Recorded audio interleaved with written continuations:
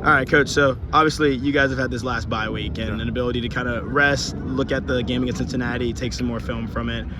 When you look at kind of that first quarter momentum swing after the scat fumble, it felt like you guys kind of lost your way a little bit in the opening parts of that first half and then wasn't able to kind of get it back until the second half of action.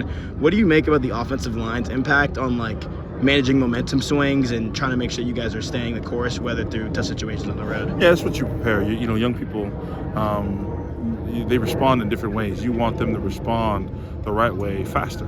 And so that's just part of the development of the offensive line and getting guys to respond when bad things happen or when it's not going your way. And so it took us a little bit to respond, and for whatever reason it was, this and that and all that. But we just got to learn that, stuff's not going to go your way.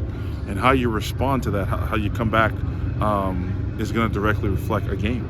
And so that's why I think that, I'm glad that they did respond, but it just took a little bit while, and that's why we're hard on them in practice, because we're trying to prepare them and to respond faster when things don't go their way. Do you feel like those kind of issues perpetuate themselves more in the road games so far this year? It feels like at home, when you guys face adversity, there's a little bit more propensity to maybe bounce back more quickly. Yes, it's life. I mean, when you're comfortable and and something happens at home, at your house or whatever it is, you feel you know how to fix it. You know where the Band-Aids are. You know where this and that.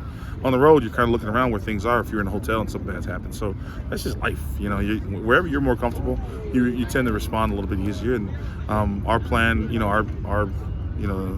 want to develop these young men that develop that response when they're uncomfortable, when they're in a strange place, when they're on the road in football. So that's just life, and people in general respond better in their comfort zone. Talking to some of the defensive guys yesterday, it seemed like with Cincinnati, that game, obviously for the other game you guys had when you lost early in the season as well, you've had a week to kind of sit on it before you can get back out there and prove it again.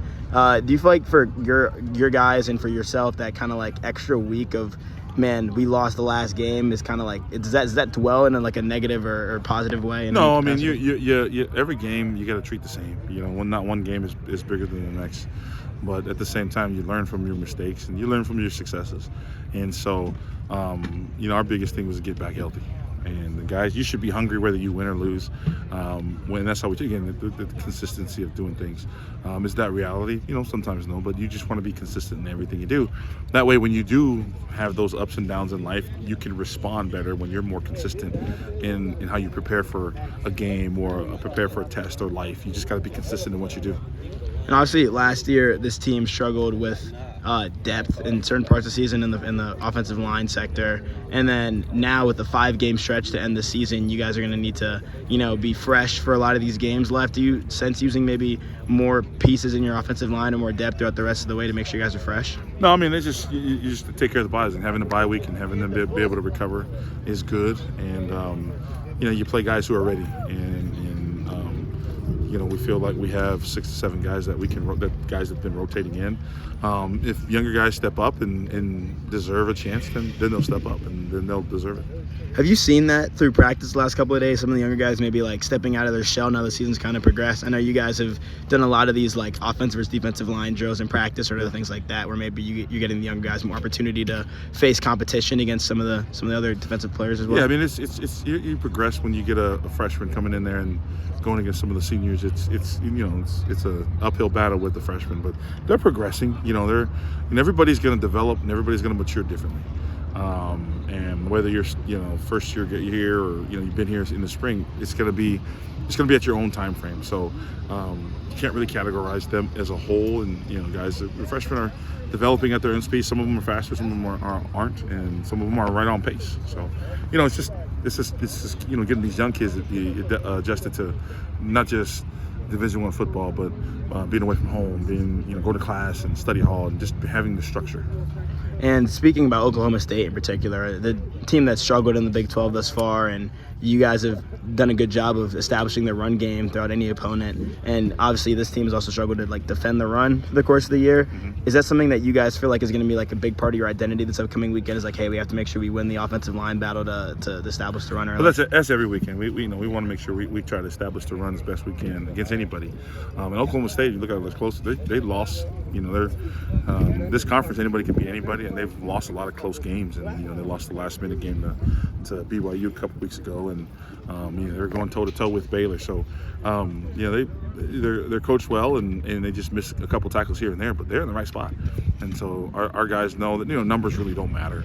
They just know that we got to play a team that's going to be at home, that's going to be hungry, and they're coached well. And I know that they're not gonna miss they're not gonna miss all those tackles they missed in those previous weeks. So I know they're going to be ready, and our guys are going to be ready for a good battle. It feels like for you guys, especially in the offensive line front, that there's been a lot of good leadership across the board with a lot of the players you have. Have you noticed any guys that maybe you weren't anticipating stepping up into the leadership role, kind of showing more of a verbal kind of notion with themselves at the course of this year? No, we've always had with Leaf, our center Fautanu and Ben Coleman, those two. They take the reins and they run. They feed off each other and they hold people accountable, and then they play well. And so where it's the leadership is that the consistency of how you do stuff, right? And they do everything consistent. They show up when they're supposed to. They show up early. They take notes. It's everything. When you do everything right, then you get the respect. You don't have to be the best player, but if you do everything right and you bust your tail, and your teammates see it and you're consistent in what you do, then they'll follow you. And so I think those two do a good job, and it helps that they played a lot of football, and they're very, very, they got a very high football IQ, so they can make calls and figure it out. They take in a lot of the game plan really, really seriously, and they understand what we're trying to do. So then they're confident in what they do and how they call stuff. Thanks, Coach.